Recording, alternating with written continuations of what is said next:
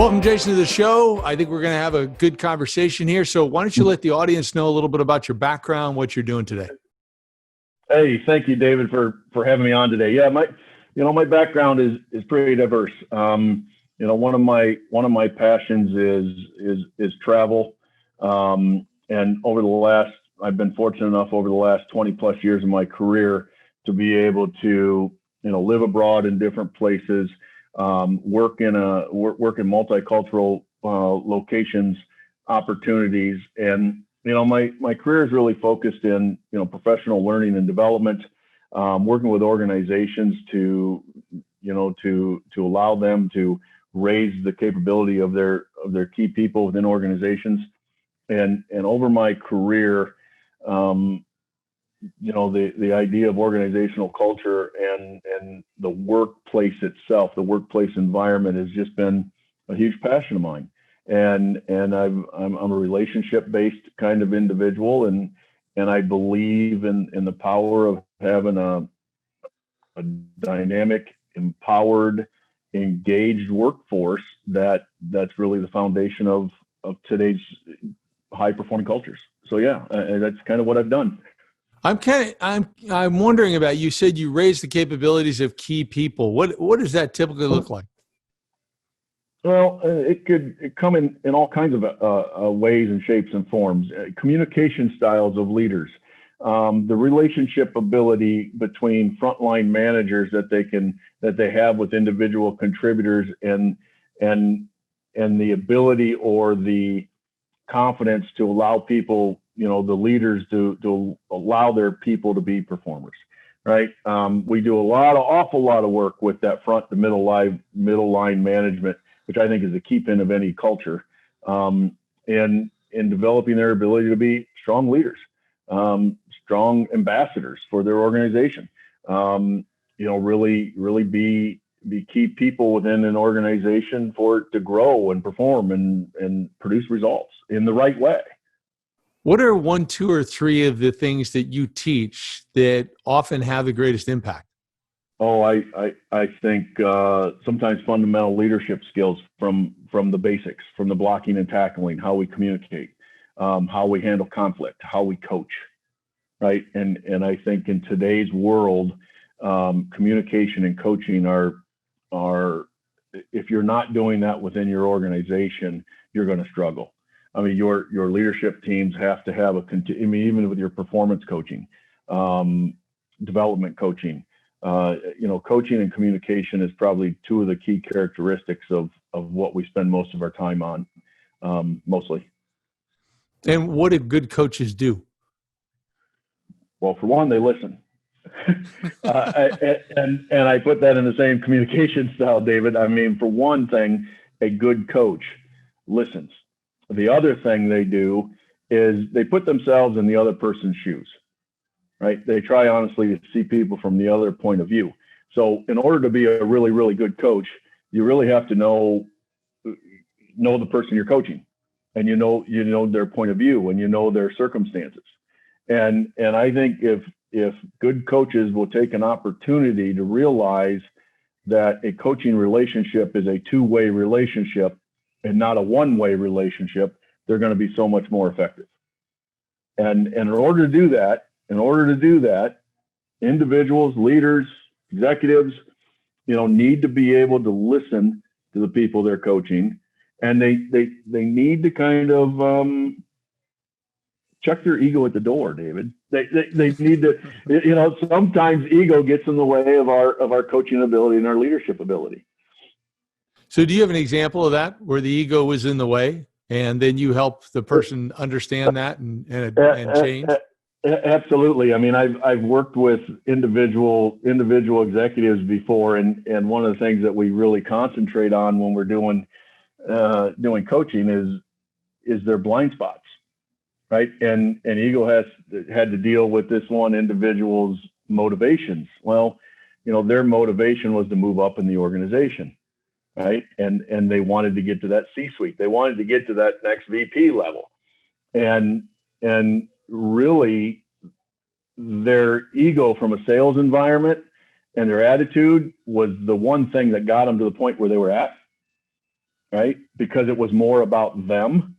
But to take the next level, this person was being evaluated on the people he led and his team's performance. So he had to make that fundamental shift to shift his ego that it's not about me anymore. My progression in my career is going to be based on what my team does and the way I lead that team. And that's a leadership blind spot for a lot of leaders. That's where you get careers hitting a plateau, because you're not climbing that corporate ladder, moving up that organization based on your own performance anymore. At some point, it's going to shift where now your movement in an organization is going to be based on your effectiveness of your team that you're leading, and your whole motivation has to shift. Interesting. That leads me to my next question that goes back to something you said earlier. You talked about these frontline managers that are so critical and communication issues. What are those primary issues that you're working with? And maybe you've got an example story there. Yeah, I think I say that frontline and middle management piece, because they're the mouthpiece of the organization that can send messages up the organization, but they also communicate the messages down throughout the organization, right? And it's their attitude and belief and their communication style that makes those messages effective. So this just happened the other day. I was actually on a Zoom meeting, and it was with a leader of their people of 12, and they were making some policy changes within their organization, right? And the leader himself wasn't really excited about this new change in the organization. And he's on this Zoom call, and he told his 12 direct reports, he says, listen, guys, I'm not really happy about this either, but that's just the way it is.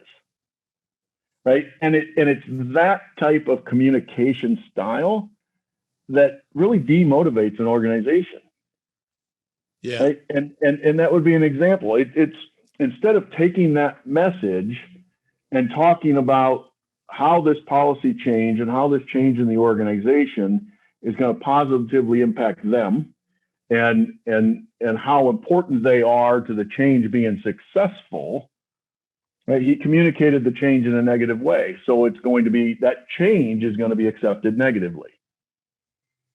Right? Yeah, they don't say follow the leader for no reason, right? So these people now are taking this whole change initiative in a negative fashion because of the way it was communicated. I write a lot about it in the book, David, about, two themes in there, and it has a lot to do with communication, but it needs to be transparent and it's got to be authentic. Like those are two big themes in just about everything we do. If leaders aren't authentic and they're not transparent, eventually they're going to come to a hurdle or a stumbling block. Yeah. Talk about your book a little bit here. All right. Well, it was a fascinating project. I'm a continuous learner. I always have been. I love education. I love observing. I love paying attention. And 20 plus year career, I kind of thought, well, it's time for me to put together a book around organizational culture and how to make culture a strategic initiative, basically. And instead of just sitting down and writing down my ideas and taking from my 20 years plus experiences, I decided to go out and spend 18 months doing nothing but interviewing executives and leaders from all different industries from all over the globe, face to face, and hundreds of personal interviews in regards to organizational culture. And it was one of the most fascinating learning experiences that an individual could ever have. And that is really the foundation of my book, Culture Spark. And the reason I did it that way is to not only learn, but then to share with others and put together a model that others could actually follow if they felt their organization needed a little bit of attention to their culture. And it's really the best practices of successful leaders and successful cultures all over the world, all over the country. Cool. Well, that's great. Yeah. Now, in Culture Spark, I know you touch on a lot of key things that people need to do, but you do also mention that there's one common denominator for successful cultures. Talk to me about that. What is, from your perspective, your research, what that is. And I brought it up here earlier, but it's authenticity and it's transparency. An organization, now yes, leaders, organizations can't communicate everything to everybody. That of course not.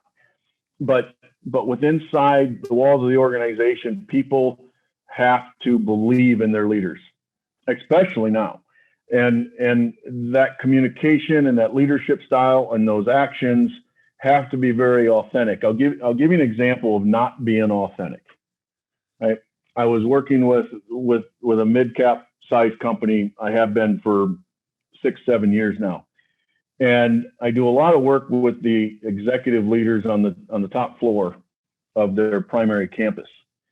And, we were doing some culture work and all the way down to the simplest things to where, they got into dress code and appearances and things like that. And they put out a new policy that, managers, unless you were in, a formal board meeting or leadership meeting, you didn't have to wear ties anymore. They relaxed that a little bit, except for the offices on the fourth floor. It wasn't good for them, right? And so that's a negative. That's a negative to being authentic, right? It's okay for everyone else, but not for us. And the other thing is, they've gone through, they've got a big online dining room on campus and everything, and the executive dining room was all big, solid wood, closed up, that type of stuff, very secretive, that type of thing. And they wanted their culture to be more of an open, transparency, open door, open communication style, but they refused to take down the private dining room. So again, there's a disconnect in transparency there. So from the individual contributors, sometimes that comes across as flavor of the month or lip service or appeasement instead of cultural reality. Does that make sense? No, it makes perfect sense. So if you were to define what authenticity is, I mean, everybody nods their heads, saying, "Oh yeah, I know what that is." How would you define that when you're saying you want someone to be an authentic leader or that their culture is authentic? Be yourself. It starts there. Don't try to be and lead like somebody else. You are who you are. Use your best strengths, right, to bring to your position, to bring to your organization. Right now, you can create skill set, you can learn skill set, you can change behavior. Right, these are all educational pieces, but at your core, don't try to be someone you're not. And that's not only in communication, but that's how I walk, that's how I talk, that's how I look. Right, and I think to be truly authentic, and this is so important in today's world, is you got to be open to ideas, differences, suggestions, surroundings, awareness, right? All these are components of being authentic and being an authentic leader. But I can't lead the way the person down the hall leads. Right? I'm not that person. I need to find my own leadership style, and I need to be authentic about it, and I need to let my people that I lead get to know a little bit about who I am. And I think that defines authenticity. Okay. And you mentioned that today, especially, people need to be authentic and transparent. Why today more than other times in history and whatever? Because right now, the work remotely, the work from home, we're not in the offices, right?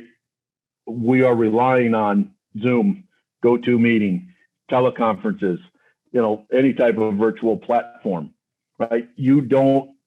People don't have the opportunity to see you with their eyes as much as they have ever before, right? And your body language and your actions and how you walk and the observations people make give a lot of insight to, what type of leader you are, how authentic you are, how transparent you are. And right now, that level of communication and that outreach and the types of conversations you're having, I think, are more critical today than they ever were. It's a lot easier for employees to become disengaged today than I think it was 8 months ago, because you probably don't know if they've become disengaged as soon or as easily. Oh yeah, because you don't see definitely. them. And I mean, yeah. so a lot of this has to do with company culture. You're all about company culture, and the Culture Yep. Spark books about company culture. Talk to me about what's the difference between the company that says, "Yeah, we have a pretty good culture. You know, we're pretty good," versus a company that's like gone through your 5-step culture transformation model and is really firing on all cylinders, type of thing. Maybe walk us through the So model eventually too. yeah, and the model, I'll start there, because step one is define what you want your culture to be. And we typically work with an organization. We start at the top there. We start with the highest level executives that we can, to help really define the type of culture they want the organization to have. Do they want a culture of performance? Do they want a culture of engagement? Do they want a culture of empowerment, right? And we define what that is and create those behaviors and those cultural pillars, values, etc. So it really starts there. But to answer your question, and I'll give you a real life example. I was in an executive meeting and we were talking about defining culture and what it should be and all those things. And one of the discussions we have is, do you feel that the organization is aligned in what the culture really is? And you get, yes, of course, yep, we got these values and those types of things. And then I had 6 individual meetings. And I asked them specifically, David, describe to me the organizational culture. And I got 6 different descriptions. And in a room, they're all together. But when you really get them individually, so then we come back together and we work through that process. But we did some assessments from the individual contributor level down. And as a population of the entire organization, David, we got a completely different story of what the executives felt their culture was. So we noticed definitely there's a cultural disconnect. Yeah. I want it to be in what I believe it is, but I really don't know the reality of what my people would say it is. And that's a real life example, and that's one of the processes. So when you say, how do you know the difference between a company you work with that really does focus on culture? Anyone in the organization should be able to tell you what their cultural values are, what their pillars are, what are they striving for, their purpose, right? Organizations that just want to say, yeah, I think this is a great place to work, will just say, yeah, our culture is really good. So it's how they describe their culture that gives me an indication of if there's maybe a cultural disconnect or not. Yeah, makes perfect sense. And then what happens? How does the relationships change between people within the organization and their outcomes change when the culture is stronger? I mean, it sounds like a stupid question, but I mean, really, No, it's not at all. And the second step of our process is diagnose. I mean, first of all, you kind of plan or you define what you want it to be, and then you got to diagnose what it is. And from that step right there, if you're truly authentic about getting people's input, and you're truly authentic about working with influential people within your organization, their attitudes and behaviors will change. They'll feel a little more committed. They'll feel a little bit more engaged. They might go the extra mile a little bit more, right? Their passion for their work might change. If people feel like they matter, then they're going to put forth just that little more effort. And that's pretty consistent. And we start there in step 2, when we start diagnosing and start getting people within the organization involved in these culture conversations, culture planning, and things like that. And that's all starting that diagnosis stage. And then we get back into groups and we talk about culture plans and what needs to be evaluated and what's looked at. And then the fourth is how you're going to measure it. I mean, when we work with an organization, we try to identify 2, 3, 4 real key business metrics that link to the behaviors of this culture. And then finally, we help try to create tools and put it in leaders' hands to sustain that culture, right? Make sure it doesn't plateau or go back, right? How do they keep the ball moving forward? So that's really the model we go through with organizations. We define, we diagnose, we plan, we measure, and we sustain.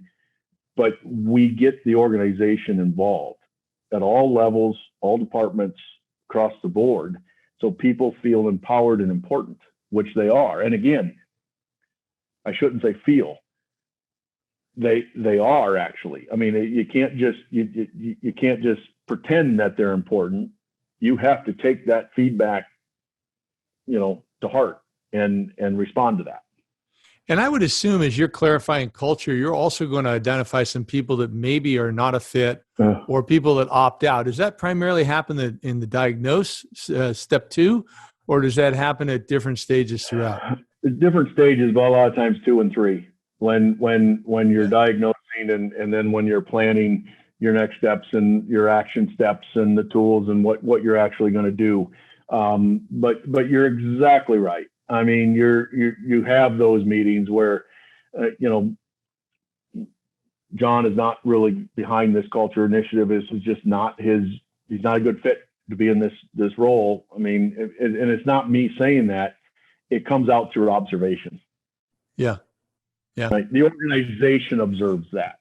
That's not my point. That's not my goal or my call to tell someone that. It comes out through the organization just from observation. Yeah. And what percentage of the time when those changes are made, were they the wrong choice?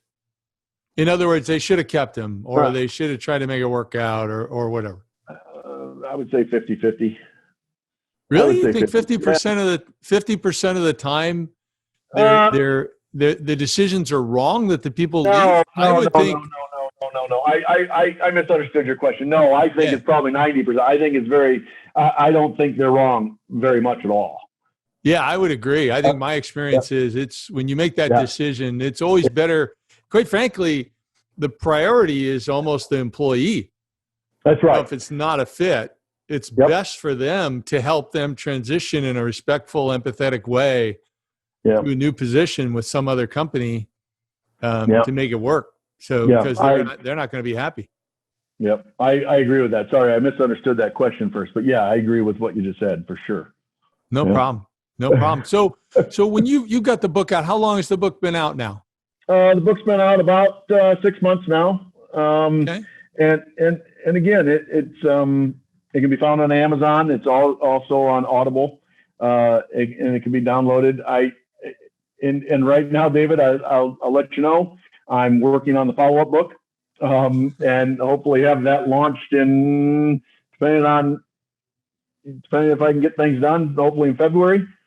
So I'm hoping to launch the second book in February, and that takes kind of the model that we established, and it focuses more on application in today's work environment and real world. So it's a little bit more, not so much about the culture process, but the application of that process. What are you finding? What's the feedback you're getting is one of the biggest things, or the top 3 things where people are saying this part of the book made the biggest impact for me? I would say the resources in it. I would say there's a lot of templates, there's a lot of tools, there's a lot of suggestions on things that a leader or a department head or even a team leader could take from the book and actually implement just from the book. They wouldn't need me. They don't need anyone on my team. The book is really full of a lot of great tools and resources that any manager or leader within the organization could take and actually implement to a certain scale. And I think that's probably the most positive feedback I'm getting is that it really is a resource, and it provided something tangible that they could actually use to address a business challenge that they were having. Cool. And to me, that's a compliment. Yeah, that's great. That's great. And have you had anybody contact you with a specific story that's like, oh, hey, I read this, I did this, and this is what happened? Well, I mean, several people, and I'll give you a prime example. One of the tools we put in there is a culture interview tool, right? And I had a manager just a couple months ago call me and said, my one-on-ones and then my team meetings, were tired, right? They were routine. They were, the agenda every 2 weeks was exactly the same. And he says, I really took what you suggested in the book and I changed the format of things.